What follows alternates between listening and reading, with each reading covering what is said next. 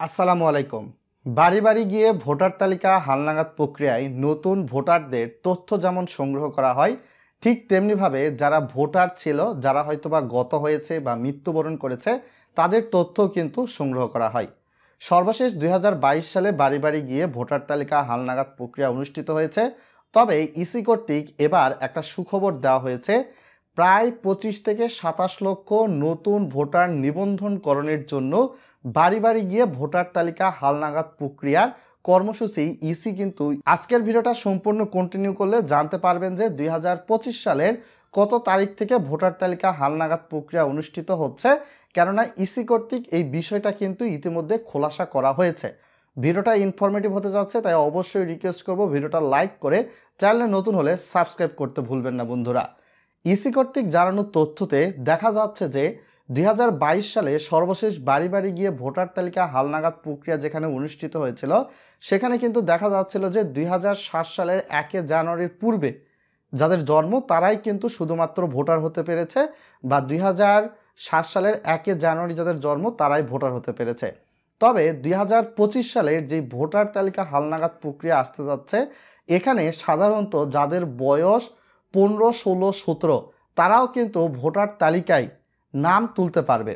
তবে ভোটার তালিকায় নাম তুললে তারা এনআইডি কার্ড পেলেও কিন্তু ভোটাধিকার পাবে না। কেননা আমরা কিন্তু জানি যে ভোটাধিকার পাওয়া ভিন্ন বিষয় আর ভোটার তালিকায় নাম তোলা ভিন্ন বিষয়। কেননা প্রত্যেকটা ভোটার তালিকায় কিন্তু একটা নির্দিষ্ট সময় অন্তর অন্তর খসড়া থেকে চূড়ান্ত ভোটার তালিকায় কিন্তু রূপান্তর করা হয়। তো এইটার ক্ষেত্রেও কিন্তু তেমনটা ঘটছে। 2026 সাল পর্যন্ত যারা হয়তোবা ভোটার হতে পারবে এমন নাগরিকদেরই কিন্তু তথ্য সংগ্রহ করবে ইসি কর্তৃক, এই বিষয়টাই জানানো হয়েছে। তো যারা শুনতে চাচ্ছিলেন কবে থেকে ভোটার তালিকা হালনাগাদ হবে, তো ইসি কর্তৃক জানানো তথ্যতে জানানো হয়েছে যে সচিবালয় থেকে সাধারণত 2025 সালের 1 জানুয়ারি থেকে 2025 সালের 2 মার্চের মধ্যেই নতুন করে ভোটার তালিকা হালনাগাদ প্রক্রিয়া যাতে করা যায় সেইটার ব্যাপারে কিন্তু কার্যক্রম শুরু করে দেওয়া হয়েছে।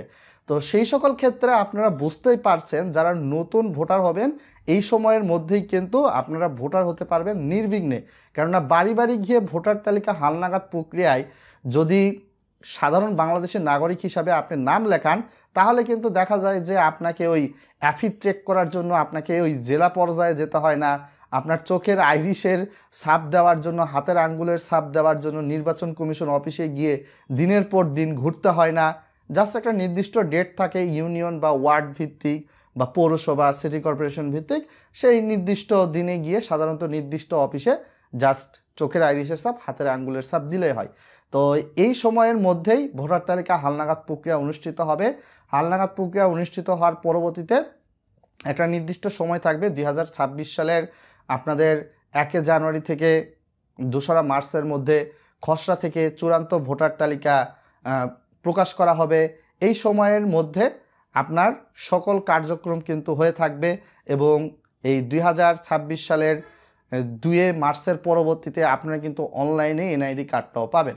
সো এইটাই ছিল সম্পূর্ণ ভোটার তালিকা হালনাগাদ প্রক্রিয়ার সকল তথ্য এবং কার্যক্রম ইসি কর্তৃক শুরু করে দেওয়ার বেশ কিছু প্রচেষ্টা কিন্তু লক্ষ্য করা যাচ্ছে এবং প্রথম সারির বেশ কিছু ইলেকট্রনিক প্রিন্ট মিডিয়া, টিভি মিডিয়াতে নিউজটাও কিন্তু আসছে যে ভোটার তালিকা হালনাগাদ প্রক্রিয়া নিয়ে।